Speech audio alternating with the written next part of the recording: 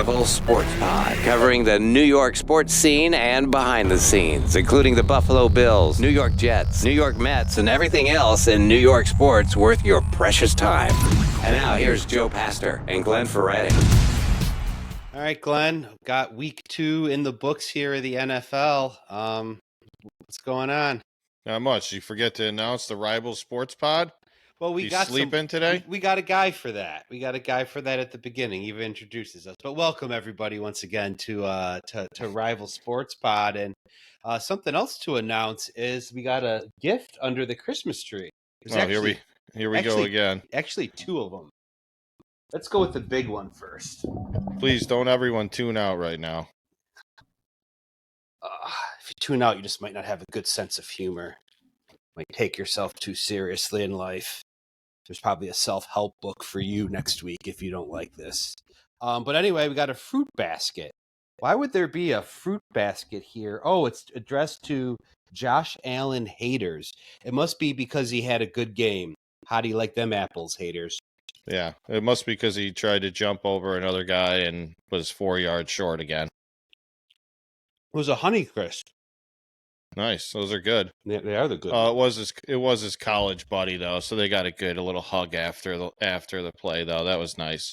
Yeah, he could have slammed him if he wanted to, you know. Yeah, that was nice of him. He took it easy on Josh. I imagine he wants his career to last Josh a little got longer. off to a good start. I saw a stat, and for a second it looked like one of those like ESPN manufactured, like this guy's batting .581 with a runner on second and a 3-1 count in the 4th inning. But the stat was Josh has the most games with 3 touchdowns and an 80% completion rate for a player of his age. And I guess why I think that's significant is if you're throwing for 3 touchdown passes and completing 80%, it just kind of shows how you're carving up, the defense and not just like slinging it around all over the place. Yeah, I mean, I would say I have not seen the defense look as awful as the Raiders looked the other day as well. Maybe that was just a testament to the amazing Josh Allen, I guess in your guys' mind. But yeah, did you see the Jets game or the Giants game for that matter? Oh, I thought you meant the Jets Josh Allen game because he didn't have as much success in that game. But yeah, I meant the Cowboys. Yeah, that one I'm sure we'll get to. But yeah, obviously Josh had a big game, but this is exactly I think what typical Bills fans do is last week the world was ending and now everything is as gravy. But that's kind of the way it goes, I guess, in upstate Buffalo. Buffalo. Well, I think you had the range of reaction from the overreaction, the world is ending, to it's only one game. Look at Joe Burrow and Mahomes starts to certainly that, because it was not a good thing. And I was kind of concerned even a little bit just because of how bad it was. But even after like thinking about it and having a couple of conversations, thinking back to the Jets game, that first interception, when Josh rolled out, it was like 3rd and 11. The whole field was open in front of him, and he threw it downfield. So to what extent is that coaching as well? Like, it seemed like so much in his head is don't run, don't run, don't run, don't run. And there was the open field. He was told not to run. He threw it. And then between that and then just the Jets play him so hard and tough anyway, gets a little flustered in there. So I just wondered to what extent was that maybe a coaching issue, and we saw better play calling, this week, with also mixing in the run. And the other thing different from the Bills was how often Josh was under center. Almost usually exclusively out of the shotgun. I haven't seen the stats for it or anything, but I feel like that has to be the most maybe he's ever been under center in a game. Yeah, they definitely switched their approach from the first game. Maybe a little bit more scripted play calls, just trying to get some things going. Obviously, I don't think that they got off to really the hottest start, but once they got their first touchdown, they really started rolling. So it was easy day at the field for Buffalo, that's for sure. Yeah, definitely not a fast start because remember, the Raiders marched right down the field. They had Yeah. no answer for Devontae Adams because he's one of those guys like a Tyreek Hill. It doesn't matter who his quarterback is. He's going to produce. I'm like, oh man, we're not going to have an answer for this guy. But clearly they figured something out. Yeah, he was cooking Trey White on that first drive. That's Yeah. for sure. Yeah, missed tackle, cooked him in the end Mhm. zone. Yeah, it was interesting to see that happen. I wasn't expecting that, but obviously they righted the ship pretty quickly. Yeah, and some good throws from Garoppolo on that first drive too. I mean, you got to give him credit, but he was a little off after that. Bill's defensive line got after him really good. You saw an AJ Epinesa sighting or two in there. Ed Yeah. Oliver maybe silenced some of his critics about him getting that big extension as he was disrupting plays, pretty much all day long. Yeah. Yeah, I mean, they got going what we expected them to do, I think. Bills were big favorites going into the game. Allen obviously having a huge game against those guys. I mean, the way I look at that game is they were expected to win big and they played up to their potential. They did. Which, you would expect. Well, what wasn't expected though was holding Jacobs to negative rushing yards. That's the NFL's leading rusher from last year, and how the Bills looked. They made Breece Hall look like the second coming of LaDainian Tomlinson or whoever name you want to insert. In there. So that's a really encouraging sign, I think, for the Bills that the run defense was that stout and running the football was that stout. Because that's something that's usually not their strength. It just isn't. Yeah, no, definitely. I mean, defense showed up. Allen spread the ball around to a bunch of guys. I thought that was huge to get some different receivers involved. Can't remember exactly who all the touchdowns were to, but he was kind of feeding the frenzy to every single guy, so he was kind of making it happen. Which the Raiders, I don't know. I think it might be a long year. Josh McDaniel's success as a head coach is going to be interesting. Yeah. So it's like, where do the Raiders go after this? Like, are they really that bad? Are they one of the bottom feeding teams in there? That's going to be an underdog like in every game they play, or is that just like a bad game? Right. I mean, it's hard to tell. They won the first game, right? Close game. I think it was a 15-14 or 16-15. Yeah. They probably came in with some, hope to challenge Buffalo, and it was quickly dashed. I mean, they looked, the Bills looked pretty much unstoppable. So Yeah. I don't know what what the Raiders' true sense is, but it was not a great showing. Yeah. But I mean, arguably, you have a top 5 running back, top 5 wide receiver. You shouldn't be that bad. And you have Max Crosby on the defensive line. Not a whole lot more on that D line, especially with Chandler Jones out. But Spencer Brown showed up. He was looking awful, number 79 there. And you didn't hear Max Crosby's name called very much. And it's been a lot over the local media that in practice, Kingsley Jonathan, or is it Jonathan Kingsley? I don't know, one of those two. But Syracuse rookie out of SU studied lots of Max Crosby tape, and in practice just threw every one of his moves at him. And Spencer Brown said it was one of the hardest practices he's ever had, and credited his performance to Kingsley Jonathan there. So big assist for him. Crosby was quiet, that's for sure, in that game. That was a little unexpected. Usually he brings it, but he didn't really have much of an impact in this game. He weren't hearing his name called at all. There was one play early in the game where Dawkins pancaked somebody. We got to get you a new cord here, I think. You having some technical difficulties? Yeah. We got to get you a new cord. Maybe that's something we could put under the tree for you. Yeah, I think we may have to. Let's write a letter to Santa. Yeah. Hopefully he doesn't make me wait till the real Christmas, but seems like he's been pretty generous this year with the gifts. I would say maybe you can sell one of those fat heads behind you and, repurpose the money. Oh, those are not for sale. I actually had my classroom moved this year. And really? they don't tell us that until the last possible minute when the schedule's done. And it comes in a 2-pack. Of course, I got the big jumbo pack, the biggest one they sell. So the other one's up in my classroom. So I made sure to find out who was in my room and send him an email. Do not touch the fathead. Oh I my will be God. in there tomorrow and will be moving it myself. So Josh has safely been moved across the hall No, to my new location. nice. Yeah. Do you get any haters in the classroom or? Yeah, there's some good banter, although, the two loudest one this year, one of them is a Colts fan, the other's a Browns fan. I didn't even have the heart to I guess how can you rub it in after what happened to Chubb Right. on Monday night. That was brutal. Yeah, that was crazy. I can't believe. I mean, he's had a major injury like that prior. Mhm. And to watch that again, you got to think that that might be something that's career ending.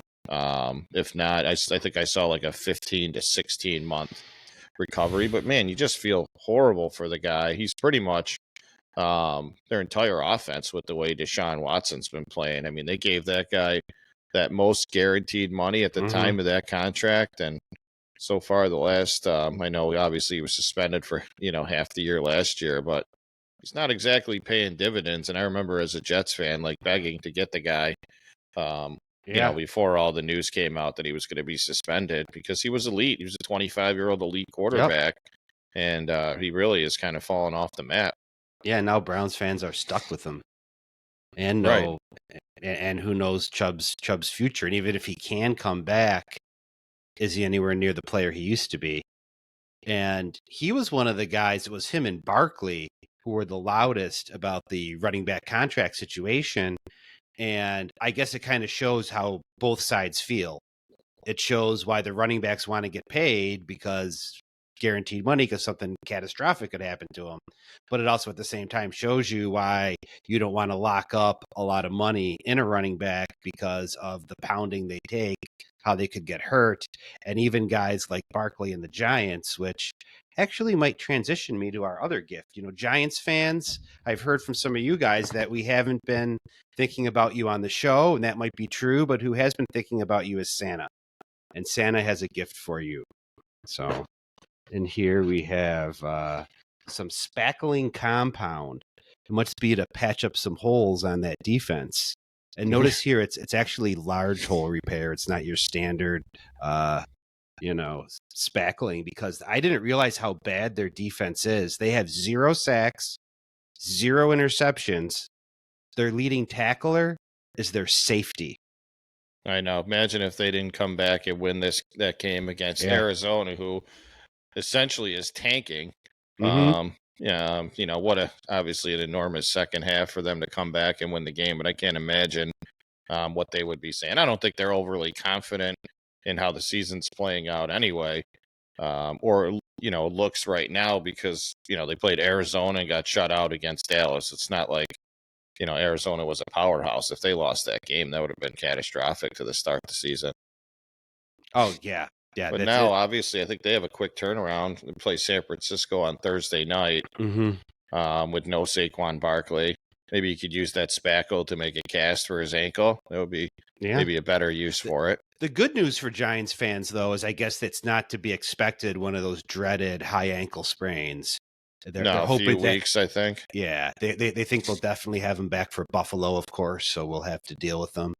But yeah, that's good news for Giants fans. I think I don't know. I think the running backs actually have a good point. I mean, when you look at the pay that goes around to all the players across the NFL, it's like now we just made this big stance that we're not going to pay running backs because they're interchangeable. But man, they do take on the most risk with injuries to not get paid. I mean, I don't know what Nick Chubb's contract is, but I know we paid Dalvin Cook $8 million. Looks like $7 million too much through the first couple weeks of the season. But Yeah, I mean, these guys take some massive hits. They could go down at any time. yeah. So yeah, that's definitely the running back perspective. But if I'm an owner, why would I shell out money to them that if I don't have to? Yeah, I just think fair pay amongst positions. Yeah, Yeah, they don't have to. That's why they're all trying to get together to form a cohesive group to really try to hold out and get some money. But obviously, you saw Jacob signed, Dalvin Cook signed, Saquon signed. They all wound up signing because it's sitting home not making money is not a good answer either. But Saquon also turned down a multi-year deal that was offered to him. Right. He You know, has an opportunity to sign another deal next year. Yeah, but if you're the Giants, do you re-sign him? Because I think every year except last year and his rookie year, he's missed time.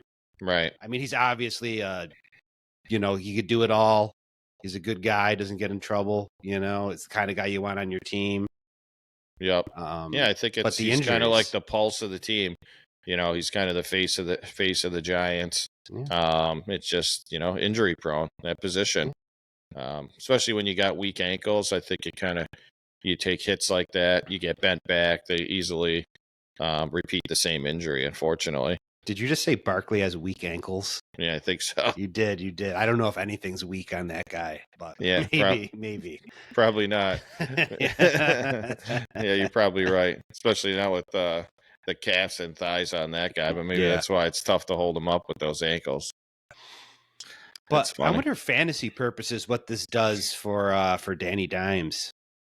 Does Daniel Jones, does his stock go up or down? Like, is there's going to be more designed runs for him? Is he going to have to pass more? Is he going to be able to count him for some more points? Because there's a lot of people, I think, out there that maybe drafted a Deshaun Watson, who's disappointing. Justin Fields is disappointing. Anthony Richardson, who knows if he's going to play next week. We have a spot here where you're not sure about your running quarterback. Is he a good replacement? Probably not against the 49ers. No. But maybe he's a add and stash kind of guy if you got the space on your roster. Yeah, I mean, the second half, obviously, if you get production like that, of course you're going to start the guy. Mm-hmm. But I don't know if you saw this, where there was a bunch of reports out there that Brian Dable took over the play calling in the second half. Yes. Okay. Yeah, I'm interested to know what you thought, because I watched a pretty interesting video where it showed clips from the entire Dallas game, and he didn't have a play sheet at all. Mm-hmm. And he was just kind of listening and walking around. He was still contributing on the mic, but then during the second half of that game, he had full play sheet mode. You hear him kind of say, run that play again, when there was a timeout or a penalty. And so it definitely looked like he took over some of the play calling. I mean, that is 1.5 weeks into the year. I mean, they were basically shut out for the first 6 quarters. Yeah. A bold move, but it's also, a bold message sent to your offensive coordinator. Absolutely. And the team. We're going to do this right, or, there's going to be consequences if we're not doing your job correctly. Right. I just think it's it's one to really watch going into the next few weeks to see if he truly takes over, and starts continues to call those plays, because obviously they had a lot of success going into or in the second half of that game. Well, let's say it happened. How do you hand the play calling back over after the improvement of the play calling under Dable? I think he did deny it. So initially he did deny it and has not said that he did take over the play calling. So I think it'll be interesting to see if, he's not calling the plays in the next game, or, if it looks like he's just saying that, but eventually the truth will come out, obviously. Well, does he have to deny it though? Right? Like, if you're not going to take it over full time the rest of the year, don't you have to be like, no, I didn't do that? Because then you're basically discrediting your OC. Oh yeah, it's definitely not. He's definitely didn't make a full year decision. We'll say that. That's for sure. Yeah, I think it's let's see how the next game starts out, and if you don't get your shit in gear, then I'll be taking over the play calling again. Yeah. It actually makes me think of Washington, who you guys have coming up next as well. Obviously, Eric Bieniemy calling the plays in Washington, and Sam Howell, having huge start to the season, and the Commanders being 2-0. So I don't think Bills fans expected, to be facing an undefeated Commanders team in Week 3. So what do you think about that matchup? So you're going to get a little bit of an upgrade on the defensive line. What's his name? Chase Young. Chase Young. Yeah, he's on a snap count, but he played a lot. He had a snap in it, but he still had a sack and a half, not playing full time. Yeah, and So that's the you kind of also player he got is. Sweat on the other Yeah. side. I mean, yeah, Yes. they It's a bring good the heat. line. Yeah, they bring the heat for sure. So I guess the point is if you're not playing full time and you get a sack and a half, you're doing pretty good. Like a sack and a half is a good stat sheet if you're playing full time. Yeah, I don't Um, understand the deal is that guy. He's been hurt a lot as well, yes. in his career, and Yes. he's kind of a beast. So it'd be nice to see him back. I mean, maybe you guys don't want to see him back, but I like seeing good players on the field. Yeah, I don't want. I try not to be a hater. I think when you're a hater, you like you rob yourself of inspiration, and Yep, enjoyment. yep. Yeah, no, I get that. Yeah, so I don't know, be an interesting challenge just because I think Washington's offense is better than expected as well. So I think everyone would have Mhm. probably said they were going to bring a decent to above average defense, but not as much an offense with Sam Howell. Yeah. But it's been quite the opposite with the enemy taking over the play calling. So I was hoping that Kingsley Jonathan is studying up on young tape. He maybe even going back to college. 'Cause I think I may have this wrong, but I think I heard him say he had 1.5 sacks since after the 2021 season, or including the 2021 season. He's Okay. missed so much time as he has already this year, but something absurd. So the difference is I don't think the rest of their defense is that good. It's not like it's like a Jet defense. At least the Jet defense we faced in Week 1. Maybe we could talk about what's going on with the Jets. Yeah, we Nets, didn't have much. I would say we didn't have but much of a defense this past week. I don't think you're getting that from top to bottom. But you're getting a team that's hungry. I did listen to a little bit of Washington radio actually on the way home, and all they kept talking about was Bills and Eagles, Bills and Eagles, Bills and Eagles, Bills and Eagles. Just like in Buffalo, we talk about like the Chiefs and the Bengals. Like Yeah. that game is circled. They're coming for us. We better be ready. Yeah, you don't want to look past this next game, that's for sure. It's easy to do that. And the game's in FedEx Field in Landover. So, it's still a road game for the Mm-hmm. Bills, and this team's feeling good about themselves. I don't think they should take them lightly, but Yeah. obviously you mentioned the Jets defense this past week. First half of the game, completely different than the second half. I know the score Yep. looks awful, but I mean, we really kind of similar to when we point to Josh Allen has to make plays and the stars need to show up. Sauce Gardner dropping the interception. Pick six, For, probably. I think a walk-in pick six, Yeah. and it has to be caught. I mean, it Mhm. has to be caught, and he has to return that. I mean, most people don't realize. I mean, the game is then 14-10 Jets, most likely heading to the half, if not maybe Dallas has like 5 minutes left. They could potentially score again, but maybe get a field goal. So you're looking at worst 17-14, possibly a 14-13 lead going into the half. That's a completely different game in the second half, completely different play calling in the second half. I mean, Breece Hall got 4 touches for the entire game. He he tweeted out like picture of 4 footballs. Yes. So, he's pissed off about that. Yeah, someone needs to take over the play calling maybe from Hackett. Yeah, I think it was, they actually did a nice job in the first half. They really obviously limited Zach Wilson, but we didn't have the ball. I mean, it's actually incredible. We had the ball for 17 minutes in the entire football game because our defense just could not get off the field at all. Sauce made another comment about that, how, Lamb didn't do much when, he was on his side of the field. Well, game planning is they probably kept him away from you and he lit the rest of the team up. But, that's the talk is, do we have to have Sauce start following the number one receiver around? But in my mind, you got to catch the interceptions. Like you want to be elite. You want to be the man everybody talks about. You want to be the leader of the defense. You got to make plays. Like you have to freaking make the plays. Yeah, is this you think a beginning of pointing the fingers? People are frustrated. Did you see that maybe happening? Yeah, you saw a little of it, but you also saw a lot of the guys come to Zach Wilson's back. Like I mean, he played a good first half, made obviously an amazing throw to Zach Wilson, and had a bunch of turnovers in the second half. But when you're down 27-30 to 10, like I was actually glad he started just chucking him downfield to see what happened.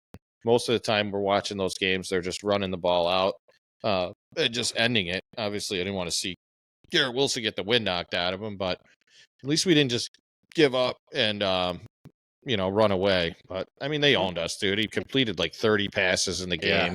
We played a terrible defensive game. Yeah, I was kind of surprised they didn't maybe get a turnover out of Dak Prescott, because he's known for those as well. Yeah, we had one. Well, I mean, Sauce did rip the ball from CeeDee Lamb, and that lineman. I mean, dude, I know Romo, man, he just kisses the Cowboys' ass the entire game. Yeah. But he did make an amazing call on the lineman getting 30 yards downfield to recover that football. Like, that is a winning football play, to get down there and actually recover it. We had 5 Jets around the ball, and they somehow recovered that turnover. So that's our ball. Sauce's interception, that's our ball. All that's in the first half. And then we got cooked on 3rd and 12 from like the 20-yard line, where we went all out blitz, which I was completely shocked about, when I think the Cowboys would have just settled for a field goal and got a pass interference call in the end zone, that led to a touchdown. So we really cooked ourselves in the first half of that game. So I know it looked bad from a score perspective, but I actually think there were some positives if we just make the plays leading into this week against the Patriots, which is a game I will be at. All right, right on. The other thing that went well was the 2-minute drill. I don't think they didn't walk away with the touchdown. It was a field goal, right at the end of the first thing. But it was a nice, it was a great play by the defense to knock into Zach Wilson's arm.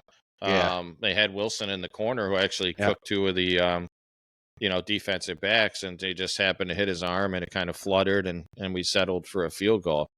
So that was all the tweets at halftime were like, man, the whole team is letting us down except Zach Wilson. Yeah.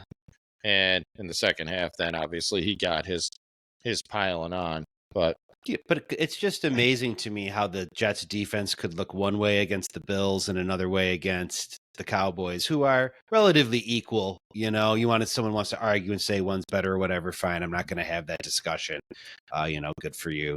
But 2 relatively equal teams, but 2 night and day performances from the Jets. Well, I mean, I think it goes down to scheme. The Bills, obviously, Allen was holding the ball, trying to make hero plays, and Dak Prescott was taking every short pass known to man. They only completed a couple passes downfield, nothing deep over the safeties, and that's what happens. Like, that's what hopefully you guys learn. Well, I'm not hoping this happens, but hopefully you guys learn in the next game that maybe those short, quick passes, getting the ball out of his hands, is more successful than throwing the ball downfield or holding onto it for a while, because it gives our defense that's quick a chance to react. Yeah, it seems it's like the let's take what the defense gives you, but he made it clear in his press conference after the game, I'm not a check down guy, I'm not a game manager, and they will throw it deep, but just maybe not force it. Like there was one play, I think it was the first quarter, maybe Diggs was downfield covered, he threw it to him anyway, you got a pass interference call. Yeah, that's another reason. It definitely works, but would you really say that Dak Prescott was a game manager that game? No, I don't know. Would you? No, that's what I'm saying. Like he had some intermediate passes, but I don't know. A game manager to me is somebody that, completes maybe 10, 15 passes. You're running the ball a ton. Like he completed like 28 or 29 passes in the game. I don't know if I would say that's a game manager. I'd say that's a pretty efficient day at the office. He also said he's not a check down guy. Yeah. I mean, you can't take those chances against certain teams. I mean, you look at the Patriots game against the Dolphins, like they were completely an umbrella coverage the entire game. They were not going to let the Dolphins complete any passes down the field, and that's like a blueprint for playing them. Mm-hmm. They didn't complete anything deep. Yeah, they lost 24-17, but there was Tua, and the Dolphins had to adjust to how they're playing. I mean, that's why Belichick's, one of the best defensive minds, is because he typically takes away your best attribute. Yeah, and he spies on you too. Yeah, he cheats, obviously. Yeah. But all seriousness, Yeah. But they competed with a far inferior roster than the Dolphins. I don't think they're anywhere near as close as Miami to it, Right. I mean, I think talent-wise to Tyreek Miami. Hill had under 60 yards receiving in the game. It 2-something the game before. Like that's what they're good at. So they take away your best player or your scheme. And that's why this week I'm interested to see at the game, how they're going to approach playing the Jets. I think obviously we'll see a bunch of 5-man fronts, loaded boxes trying to take away Breece Hall because the Jets, after all these comments, are going to be trying to establish the run this week. And it'll kind of be strength against strength. Our defense against, which I consider probably, the last or the worst quarterback in the AFC, Mac Jones. Maybe not with, I don't know, Wilson's got some things to prove. He might have moved up a notch since then. But against our defense, like he's got to make plays to beat us, and we have to somehow get the Patriots out of their comfort zone and complete some passes downfield. Wilson has to, make some plays. Yeah. I don't know. At least they're coming into our house and should be rocking. But we'll see what happens. I did see the ticket prices are plummeting, so that is is good for me. But there still should be a good crowd being the the 1-1 second home game of the season. Yeah, it's interesting what the energy will be like.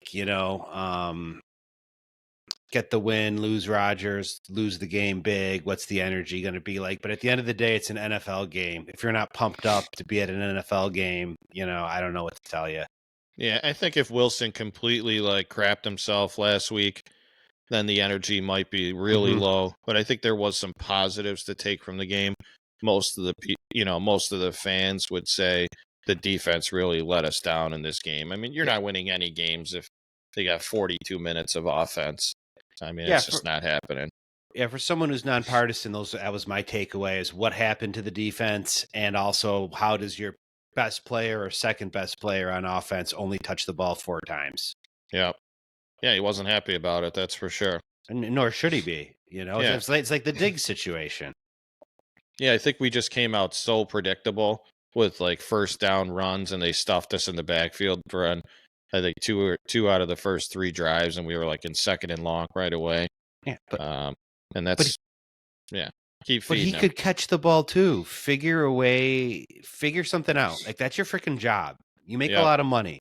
And it's the same thing with Ken Dorsey. He figured out, we weren't just running it between the tackles. There was some nice sweeps, pitches, all sorts of, different things going on with the runs. Having Josh under center helped, running a lot of play action. So they did a whole ton of different things than what they usually do. The offense looked very, very different, which again, that's his job.